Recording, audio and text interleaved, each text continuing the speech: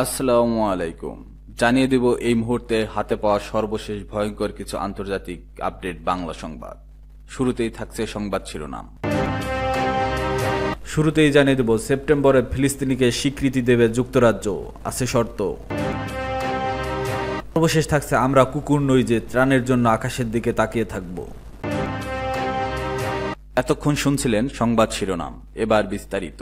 প্রিয় দর্শক, আপনি যদি এই চ্যানেলে নতুন হয়ে থাকেন, ভিডিওটি দেখতে দেখতে চ্যানেলটি সাবস্ক্রাইব করে আমাদের সাথেই থাকুন। সেপ্টেম্বরে ফিলিস্তিনিকে স্বীকৃতি দেবে যুক্তরাজ্য, আছে শর্ত। আগামী সেপ্টেম্বরে জাতিসংঘ সাধারণ অধিবেশনে ফিলিস্তিনিকে স্বীকৃতি দেওয়ার কথা জানিয়েছে যুক্তরাজ্যের প্রধানমন্ত্রী কিয়ার স্টারমার। অবশ্য এর জন্য কিছু শর্তও দিয়েছেন তিনি। এক প্রতিবেদনে ব্রিটিশ সংবাদ মাধ্যম বিবিসি জানিয়েছে, মঙ্গলবার 29 জুলাই নিজের মন্ত্রিপরিষদের সঙ্গে জরুরি বৈঠকে বসেন স্টারমার।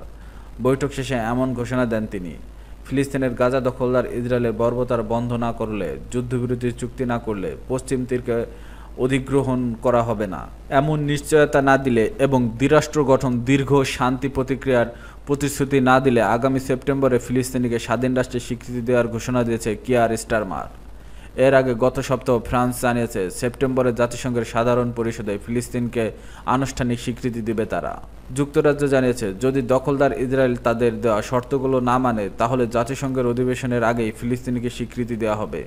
সেপ্টেম্বরের সর্বশেষ পরিস্থিতি নিয়ে আবার পর্যবেক্ষণে বসবেন তারা, সেখানে চূড়ান্ত সিদ্ধান্ত নেওয়া হবে বলে জানিয়েছেন তিনি। ব্রিটিশ প্রধানমন্ত্রী বলেছেন, ফিলিস্তিনি সশস্ত্র গোষ্ঠী হামাসকে তারা ইসরায়েলের সঙ্গে মেলাচ্ছেন না এবং তাদের মধ্যে কোনো তুলনা হয় না। তিনি হামাসের প্রতি ইসরায়েলি জিম্মিদের মুক্তি ও যুদ্ধবিরতি চুক্তি করার আহ্বান জানান।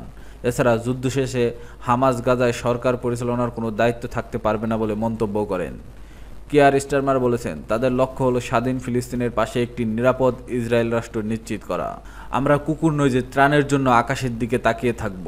গাজার মধ্যাঞ্চলে আল জাওদা শহরে সোমবার আকাশপথে মানবিক সহায়তা নিক্ষেপের পর ত্রাণ সংগ্রহ করতে দলে দলে ছুটে যান বহু ফিলিস্তিনি।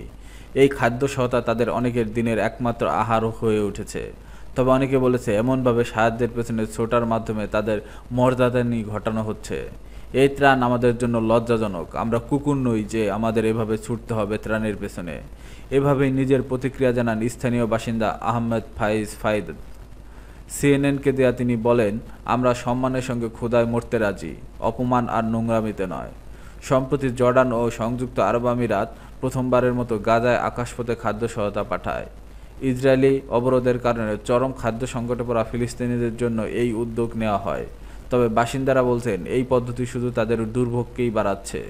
ফাইয়াদ বলেন, যারা এই কাজ করছে তাদের কোনো লজ্জা নেই। আমরা চাই সহায়তা যেন স্থলপথে প্রবেশ করে এবং প্রতিষ্ঠানগুলোর মাধ্যমে মর্যাদার সঙ্গে বিতরণ করা হয়। তিনি নিজে কোনো ত্রাণ সংগ্রহ করেননি বলেও জানান। যদিও অন্য অনেকেই আমিরাতের রেড ক্রিসেন্টের চিহ্নযুক্ত বক্সগুলোর পেছনে ছুটছিলেন।